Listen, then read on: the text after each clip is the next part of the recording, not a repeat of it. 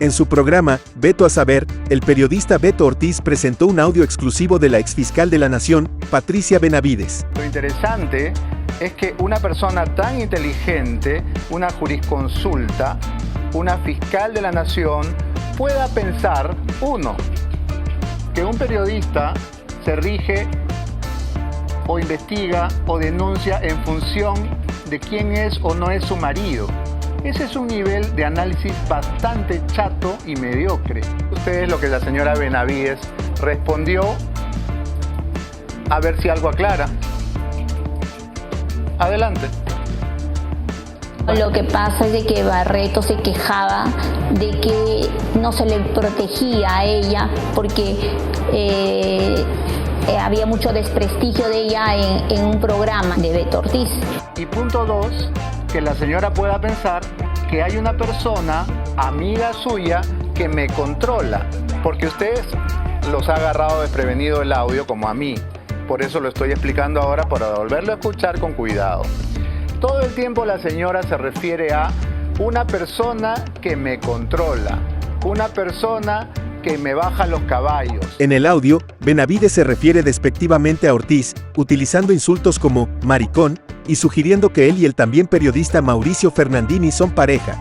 No, porque ella recién se ha enterado, un chisme de callejón, ¿no? Una volada, un comentario de comadres. Se ha enterado, dice ella, que yo y Mauricio somos pareja, cosa que no es verdad. Y si fuera verdad, sería el primero en contárselo. Y yo creo que Mauricio y yo estaríamos felices y saldríamos a dar entrevistas. Pero no lo somos, somos grandes amigos. Y ustedes saben que cuando las personas son tan amigas ya no se puede tener otro tipo de relación que la amistad, que es la mejor de todas las formas del amor. ¿Qué cosa había dicho sobre mí? Y entonces el entrevistador le dice, usted sabe que lo han grabado, usted sabe que la han grabado insultando a Beto Ortiz. Le voy a decir con toda sinceridad que a mí ya no me insulta que me digan maricón, porque yo sé que ustedes en sus casas seguramente dicen, ya es hora de ver al maricón de Beto Ortiz. Beto Ortiz, fiel a su estilo confrontativo, se defiende de los comentarios ofensivos de Benavides, encarando directamente a la exfiscal y cuestionando sus afirmaciones. El vocabulario de la ex recicladora de Melcochita. Pero bueno, las personas en su fuero íntimo hablan como hablan, y usted y yo seguramente decimos ajos y cebollas en nuestra vida cotidiana. Eso no tiene nada de malo. Lo interesante es que una persona tan inteligente, una jurisconsulta, una fiscal de la Nación, pueda pensar, uno, que un periodista se rige o investiga o denuncia en función de quién es o no es su marido. Ese es un nivel de análisis bastante chato y mediocre. La noticia ha generado interés principalmente por dos razones.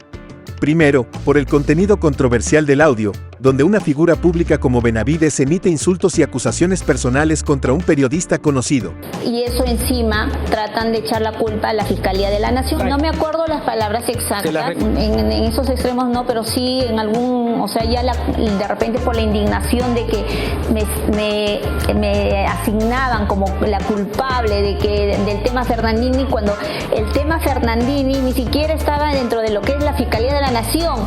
Pero ¿y por qué hacer creer a los medios? ¿Por qué hacer creer al resto de la población que el caso Fernandini lo veía la fiscal de la Nación? No me acuerdo exactamente, por eso te estoy diciendo. O sea, sí, debe haber unas palabras, pero no tengo por qué mentir. Segundo, por la revelación de la existencia de un presunto operador judicial, mencionado por Benavides, que supuestamente intentaba frenar los ataques y revelaciones contra ella. Y punto 2, que la señora pueda pensar que hay una persona, amiga suya, que me controla, porque ustedes los ha agarrado desprevenido el audio como a mí.